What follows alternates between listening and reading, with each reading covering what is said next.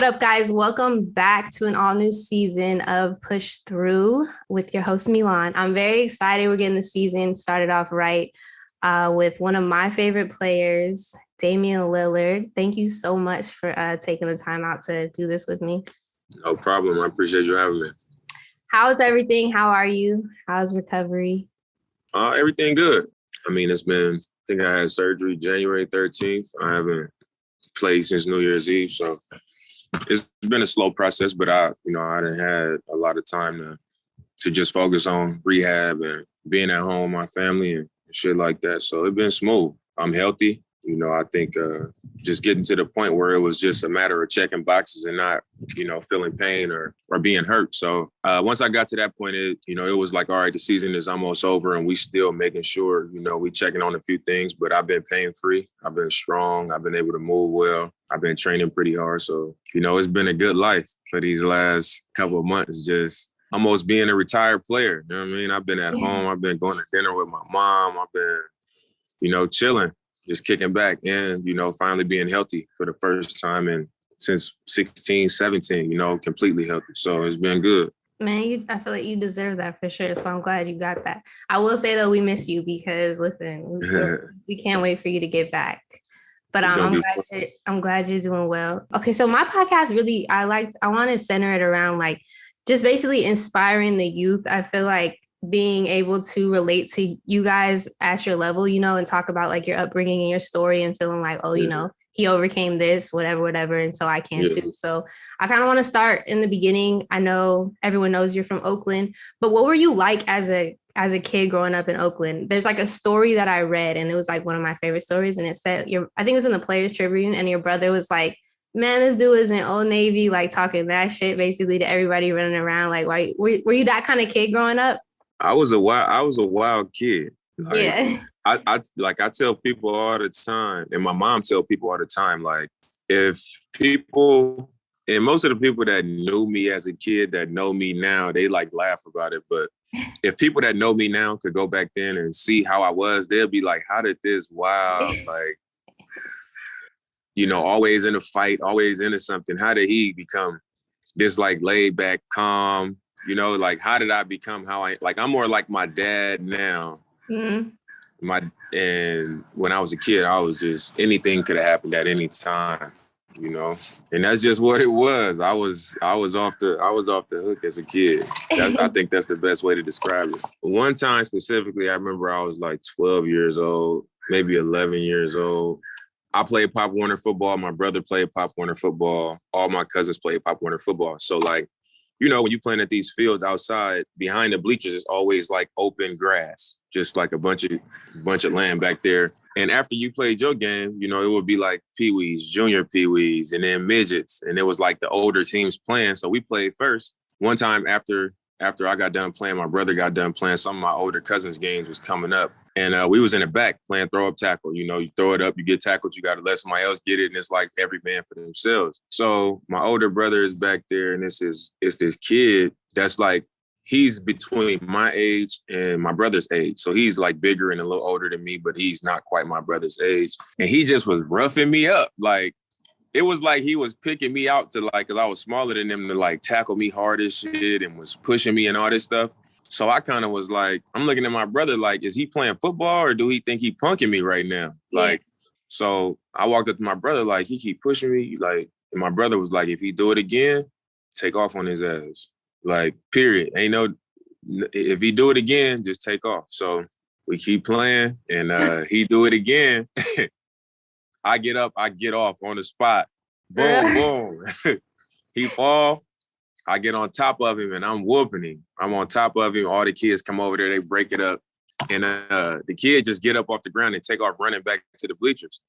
So, when you're a kid and something like that happened, you like, somebody gonna get in trouble. So we all kind of just slowly walking back to the bleachers to see what's about to happen. And when we get back over there, the kid comes, running up to my mom with his dad, like, they jumped my son and blah, blah, blah, blah. And, my mom is going back and forth with the dad, like, nah. He just got into a fight with my son, and she kind of running it down to him what happened. And he like, no, they jumped him. And then all the kids like, no, he just fought Dame. Like he was messing with Dame, and that, it was like that. So like that's how my childhood was. I was just always I was always in something, and I was never looking for it. I just was like now I'm more likely to be like, I'll leave it alone. But, I still train in combat, like boxing and stuff like that. So, yeah. No, that's mad funny, especially because, like you said, like for us not to know you as a kid, like that's funny to hear those stories. And like, it just don't fit. Yeah, nah, it's like, when did that shit happen? Like, when did that switch happen? But you're so laid back right now. So that's funny. It switched for sure. Like when I got towards the end of high school, like almost college, because even in high school, I had a lot of stuff happen. When did you first like fall in love with the game?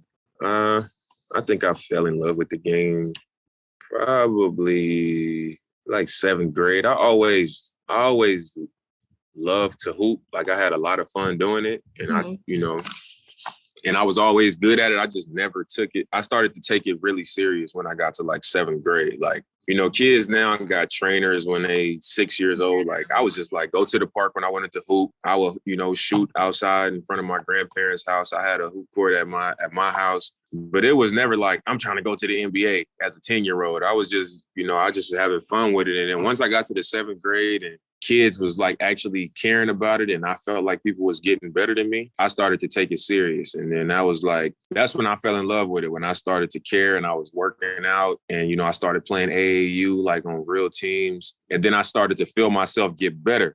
As I like was more focused on it, I started to get better and better. I was like, man, like this, I like how this feel. You know what I'm saying? Yeah. Like I like how it feel like to make progress like that. And I just I stuck with it from there. That's where the love for it came in at. I would say like 7th grade.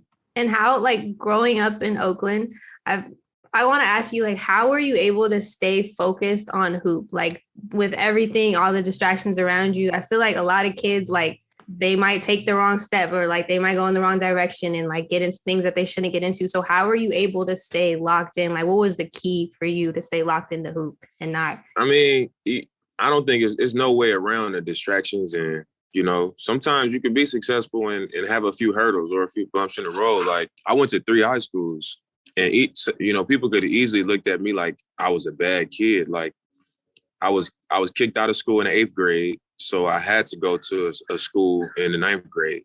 So I went there for 9th grade.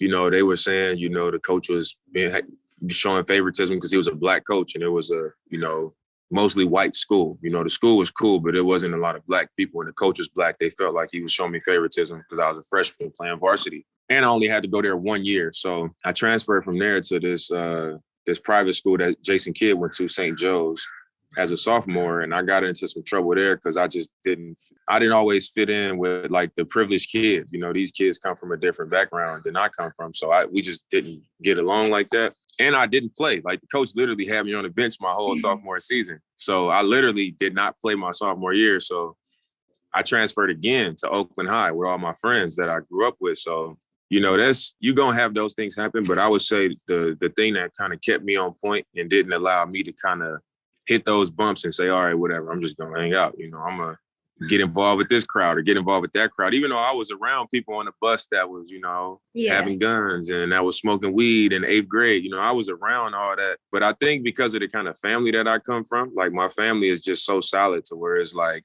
it ain't an option. It ain't an option to have bad grades. It ain't an option to, to not be respectful and to not just be solid about, where you're going in your life. It was never an option, So every time I had these moments where I was like doing the wrong thing or getting caught into trouble, like I never felt like, whatever, I'm gonna just keep going in that direction. I always felt bad about it. You know what I'm saying? I was always conscious of like wrong and what was right and what was a honest mistake versus you knew you shouldn't have been doing that. I always had a good understanding of that because of my family, and if I didn't come from the type of family I come from, I think it would have been real easy for me to kind of get kicked out of school and be like, whatever, I beat people up. You know what I mean? Like somebody say something to me, that's what happens when you talk, you know what I mean? So I give a lot of credit to my family because I know that what I learned in my upbringing, and the love that I got as a kid and the support that I've always had, whether it was baseball, basketball, football,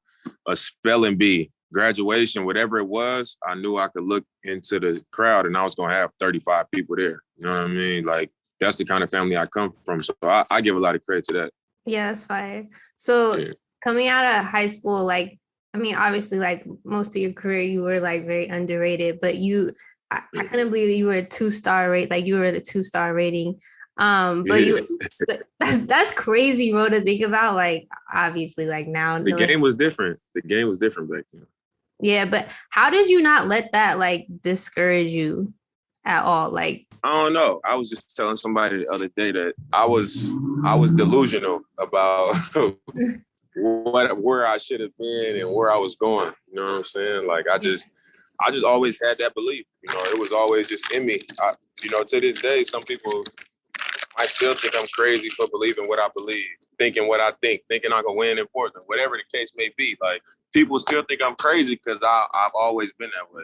You know what I mean? yeah, So that's just what it is. I never looked at it like, oh, I'm a 2-star recruit. I'm this, I'm that. I've always felt like I'm Dame at the end of the day. Like that's how I always view myself. Is I'm Dame. I can do whatever I earn. I can get it done. So you know what I yeah. mean. That's how I've never looked at myself like, oh, they saying you're 2 stars or whatever. That shit never mattered to me. Just to go into you going into just speaking on your rookie year, why do you feel like your transition was so easy? Like you won summer league MVP, you won rookie of the year unanimously. Like what do you attribute that easy, smooth transition for you from like college to the league? I think it was smooth for me because one, I played for a good college program and I met the right people. When I got to Weber State, from jump, they was like, if you don't want to go to class, if you don't want to work hard, you don't want to, be a good person and do what you need to do as a man, as a young man, we're not going to have you here, and I was their best recruit that they'd had ever there. So the fact that they stood on that type of principle and didn't care like what, how good of a player I could have been for them, I think that was a major part of my development. The guy that I train with to this day, Phil Beckner, he's still, he was my coach there. He was an assistant coach at the time. He was just on my ass about getting to class on time, how I was treating people. You shouldn't be chasing girls around campus. You need to get in the cold tub. He was on me about every single thing. So, and I was in that program for 4 years. I was with them for 4 years. So, they kind of pushed me to a level of maturity and, challenging myself to not watch my highlights, but actually watch film and get better. Look at the thing, look at my flaws, look at the areas I struggled in, watch the other team that I'm playing against. And, that's how my progression was, year after year after year, to the point where I stopped going home in the summer and I was just staying at school. I'd take a class and just train, watch film, and I was in Ogden, Utah by myself. So once I got to like summer league, I was like, I'm a good pick and roll player. I know how to think the game and I trust my ability. I know I put all the work in, and it mattered to me. So I just think being in school 4 years, feeling pressure, I was the best player on my team and all the, I was in those end of the game moments, whether we won or lost, I know that was on me. So like just having that responsibility and having to be a leader and always having to step up. Once you get to that draft process, summer league, preseason, once you get into that stuff, you're not a believer just because of you delusional now. I'm a believer through experience at this point, So it was just different for me. I went into it with no worry. I wasn't worried or scared at all. So I knew I had done the work already. So it was like, if it don't work out, then it just wasn't meant to be, not because I wasn't ready for it. So I had no worry going into it. So I think that's why it was so, it was such a smooth transition. Looking back on your rookie year, like what do you wish you would have known then that you know now? I mean, I know everything happens for a reason, but like even if you could just give yourself advice, or like even if it's just like the business aspect of the game or whatever, like what do you wish you would have known?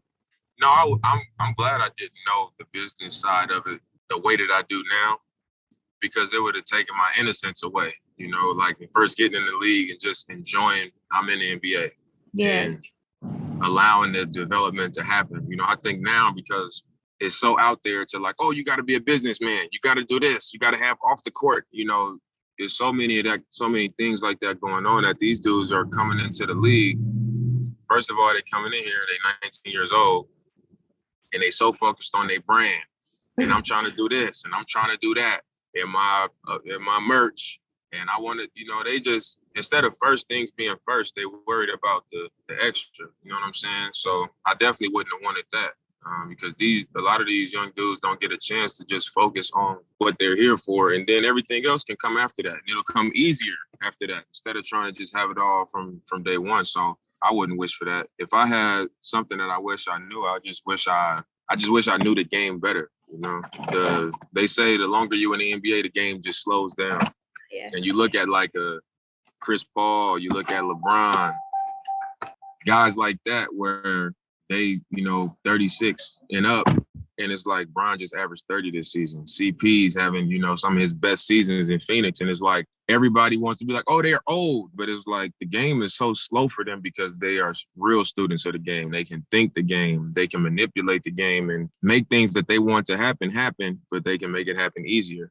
Yeah. And it takes so much time to get to that point, but it's like, if you can have that younger, that would be great, but you can't have it younger because like you leaning more on ability than you are, being able to think the game at that stage. So that would be the one thing is like, I wish I could have the knowledge and understanding that I have now as a player that I wish I could have that now when I was, first coming into the league. Would that be your advice to rookies coming in? Just like enjoy the process, like hoop, enjoy what got you here? Man, just hoop. My advice would be just hoop, like when you come in and you focus on all these other things, first of all, it's going to take away from how productive you are as a basketball player when that's what you're here for. And I think second, you starting to get a taste of all these things that come a little bit easier, like because you're in the NBA, certain things are going to come easier and then they could be more and more fun. I don't know if that makes sense, but because it comes so easy, it makes it fun. And you think it's just okay. It's easy. It's not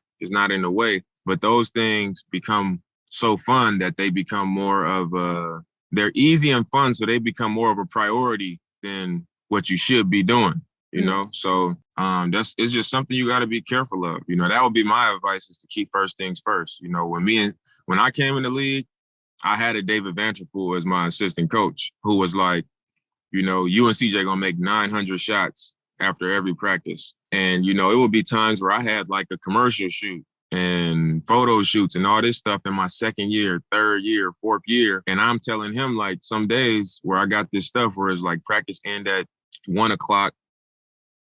And I got that time of like, I could get some shots up. I got to shower. I might have to get treatment. Then I got to drive and get to this place by 2:30. And sometimes like I couldn't get through 900 shots and also get there and be on time. So and I'd be like, I got to leave at this time. Or CJ would be like, I got a meeting for my 401k or whatever.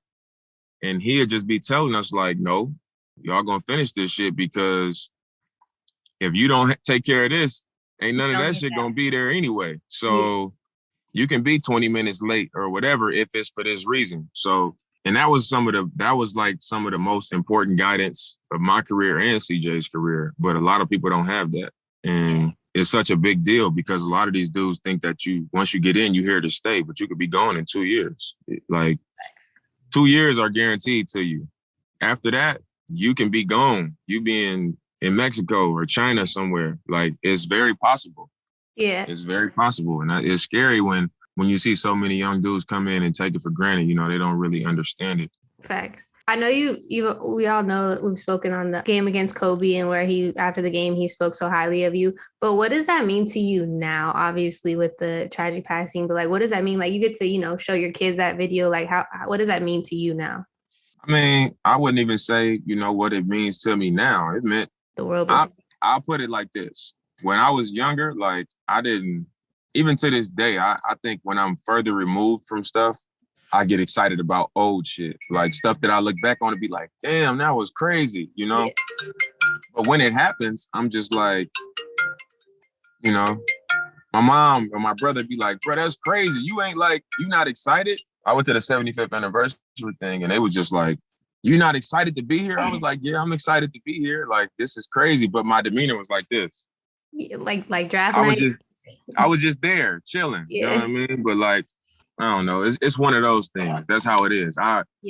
But when Kobe, when he saw that, somebody sent me the link and I was actually excited about it because that's how much I respect Kobe. Even before, his tragic passing, I respected him on that level then. a lot of the film and a lot of the stuff, you know, that was given to me when I was in college and mentality-wise and work ethic-wise, a lot of it was like, you know, Kobe and Jordan and Kevin Garnett. Those were like the examples that Phil was always giving me. So, you know, I had that respect and that excitement even way back then when I saw he said it. So everything you do, you get more excited after the fact, like after you watch it? It'd be so delayed. It'd be so delayed. Like when I look at when it's like, it'd be like 2-3 years old and I'll be like, you know, that was crazy when that happened. But after it happens in that moment, I'm just like, I care about it. I'm excited about it, but I don't trip on it the same as when it's the past. Like somebody just sent me a clip on Twitter, I think yesterday, and Joe Ingles, who's on our team now, he retweeted and was like, well, this was a fun day. And it was 5 years ago. We played against Utah, and we needed to win the game to get the last playoff spot. I had 59 points. And like that win, it was like the last game of the season, or we had 2 games left. We needed that game to get in the playoffs. And I had 59. I had like 26 in the first quarter. And after the game, it was like Joe Johnson's 20,000th point. So I gave him the game ball. Oh yeah. Because in my head, I'm like, I think I'm gonna be able to score more than 59 at some point. But at that moment, I wasn't tripping. You know, I was like, damn, I had 59, but I just kind of got off of it real quick. My shoes after the game, my agent was like, man, let me get those shoes. I just handed it to him. Like I didn't even think it. Yeah. I didn't even think about it because that's just how I am. And it's like, sometimes it's an issue, but. You like, I want those shoes back. But when I saw the clip yesterday, I was like, damn, like that was crazy. Like it was like high stakes. If we lost that game, we don't get in the playoffs, you know? So that's kind of how I am about that kind of stuff. It's like way after the fact, I'll be like, that was crazy. Speaking of like crazy performances, there's just one game that I really want to talk about, and it's Game 5 versus Denver when you had the 55-10. I just want to know, that's one of the craziest performances like I've watched. And I remember where I was when I was watching it. Like I was in my living room dead, just screaming at the TV. Like I remember tweeting like, bro, are y'all watching this shit? Like whatever. But what was going through your mind? Like, when did you know, like, all right, this, like, I'm about to go for 50 or whatever. But like, it wasn't even just the 55. It was just like the amount of clutch shot after clutch shot. Like, so what was going through your head? I mean, nothing. There was really nothing going through my head. Yeah. It was like the series was 2-2. You know, I just remember us going into the series and, you know, Will Barton was hurt, Jamal Murray was hurt. I'm like, we drew Denver, like this should be we should be able to beat Denver 4-2 while they down like this. That's why I went into the series. So like once we went back to Denver and it was even 2-2, I'm like, all right, like whoever win Game 5 is gonna win this series. So that was the only time I was thinking anything where I was like, all right, Game 5, I'm coming out and like whatever happened tonight, I'm gonna be super aggressive, you know. And as it was happening, like when I was hitting all the shots, I wasn't thinking anything like about what I wanted to do or what I was doing. I just kept looking at the score like, damn, like it's tied, damn, up 2, damn, we down 4. Like I just was like looking at the clock and looking at the score because I was just like, damn, like I think it was like 3 overtimes or something, 2 overtimes. 2 overtimes, yeah. But I'm just like, I'm looking at the clock and the score each time like something happens, whether they score or I score or whatever, and I'm just like, man, this game needs to end and we got to win this game. And then, you know, obviously I knew I was scoring a lot of points, but at the end of the game, I was just like, damn, you know. But even now, when I was like further removed from that, and I've seen the clips from that game, I'm just like, wow.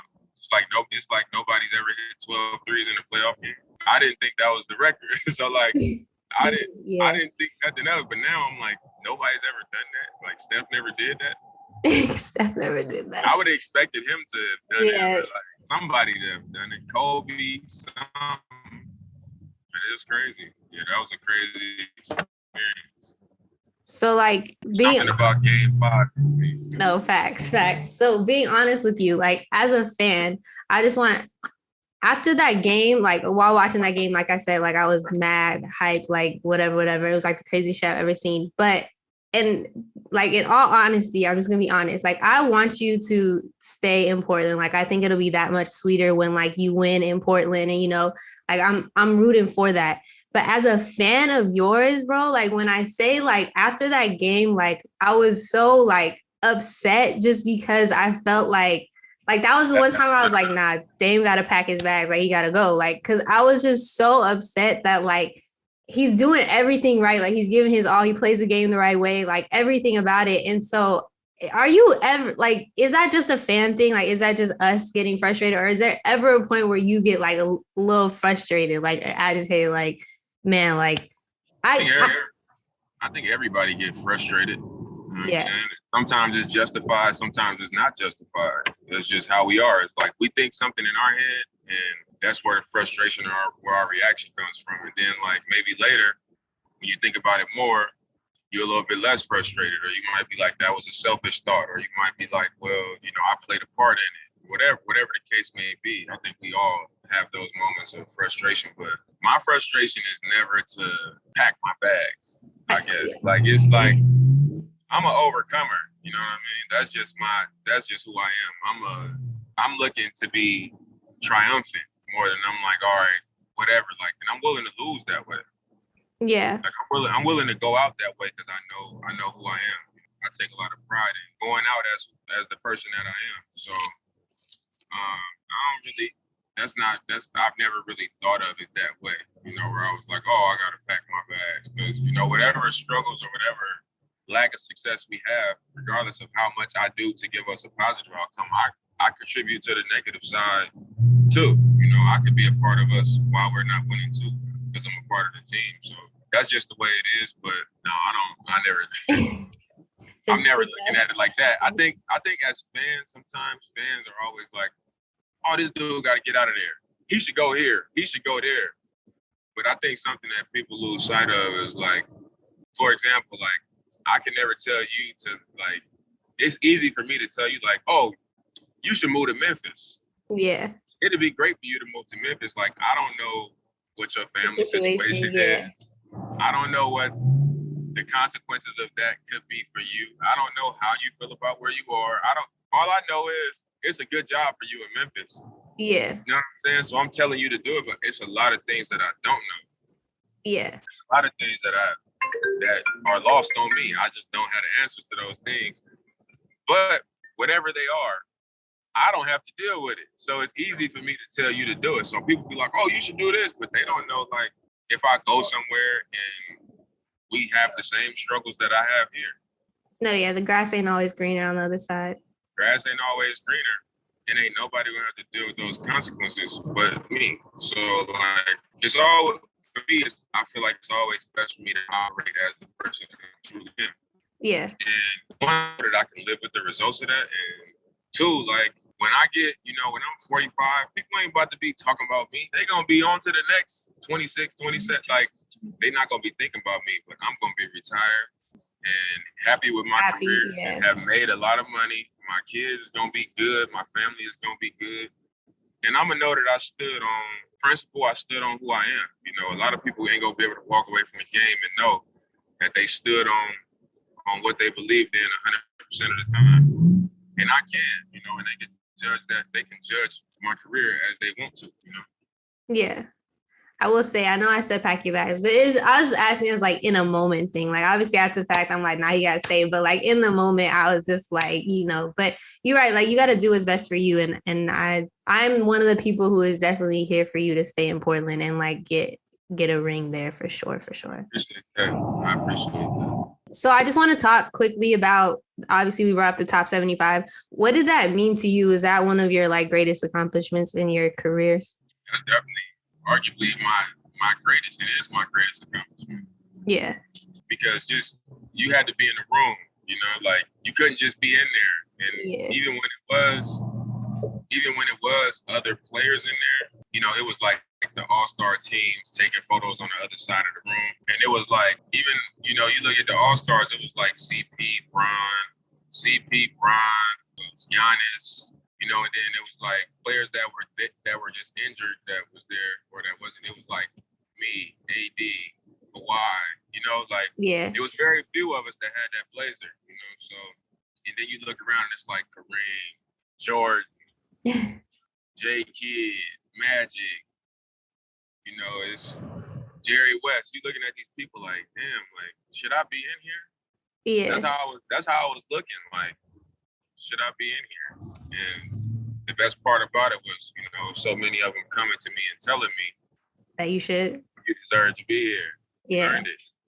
So I would definitely say that's probably my top accomplishment in my career as a basketball player. Was it obviously you're a guy who looks back at it at the moment, but when you got home, whatever, and you sat down, was it really like a full circle moment for you? Did you feel like, man, like, did you look back at the kid from Oakland and now, being in that room with the top 75, were you able to just sit with it? I sat with it a little bit on the plane on my way home because my family was just, in such disbelief. Like, you still playing. Like, can you believe, my dad watched these dudes play. Yeah. Like, my grandfather watched these dudes play. So it's like, to them, it was probably crazier than it was to me. Yeah.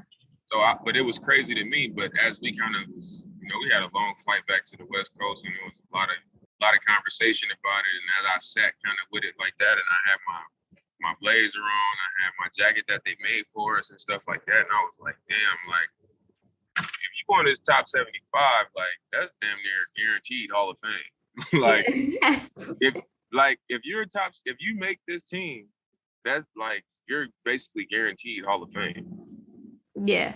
And that's what I was sitting there thinking, like, that's just fucking crazy. But I sat with it a little bit, and it was crazy. And like you said, to still be playing, like, you still have like years ahead of you, and I played 9.5 years. This year I sat out half the season, but this is my 10th season, so a lot of years to go. Yeah.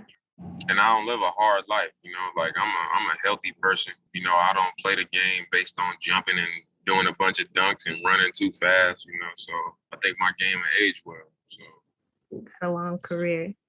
Looking ahead this upcoming season, what are your expectations for you and this team, new coach, new roster guys? I mean, we got a lot of opportunity, with our picks and, the slots that we have open with trade exceptions and mid-level and things like that, having cap space, having money available. We haven't been in this position since I've been in the league. So it'll be interesting and it'll be fun, to see what we can do with it and, what we can look like going into next season. But I think is very promising. And I think we're going to be a very, very strong team. We're going to be able to build our team very strong going into next season. And I'll be healthy as I've been in a long time. And I'll also be rested, physically and mentally, just having a break. And I'm excited about it. So it should be fun. My last question to you, I asked John Wallace, and I would like to answer, but when it's all said and done, like, what do you want to be remembered for? I want to be remembered for, when people talk about me, I want people to say as great of a player as he was more solid as a person. I think it's hard for people to sustain. It's hard for people to sustain like that level of character and that level of being solid. The more famous or the more well known or the more accomplished you become, because you start to almost feel like you above shit. You feel like nothing is. You can have your way. You should never be told no. You can do anything and get away with it. I think the people that I have around me, my friends, my family, they keep me normal. Like that's. And I also think that's one of my biggest strengths is being able to be successful and to have the life and have the things that I have. But like, I'm not willing to change who I am or how I behave for nobody. And I think that's kind of why I get on people's nerves a little bit. Like they be like talking about me. Like, at one point I remember on one of the sports shows, somebody was like, man, when people ask stuff, Dame always saying stuff. He must think he's LeBron. It's like the fact that you would think that I need to be LeBron to speak however I want to speak, say a lot about what this industry is or this game is. So like, I just want people to, when they speak on me, they're going to say, as great as he was as an athlete, like they don't make him like him no more with how solid he was as a person. And whatever they say after that, it's fine. But as long as that's how I'm remembered, then I feel like I did my job. Yeah, no, I say it all the time. Like if I'm having a sports talk with somebody and I'm like, bro, if you don't like Damian Lillard, like I just don't trust your character. Like I don't even want to be around you as a person because like I feel like he just does like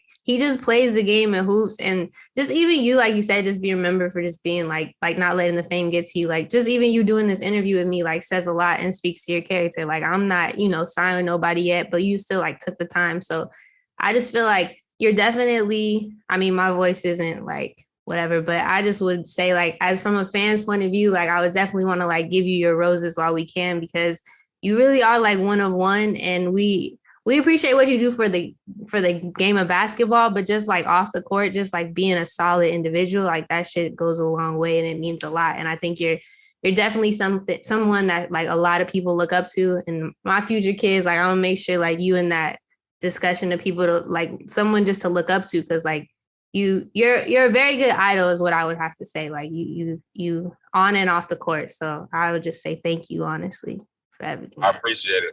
But yeah, thank you so much for doing this interview. It means a lot to me. I really appreciate you taking the time. I know you're busy. But yeah, I just want to say again. For sure. I like your background setup too. You like it? I was setting that up last night again, right? You know what I'm saying?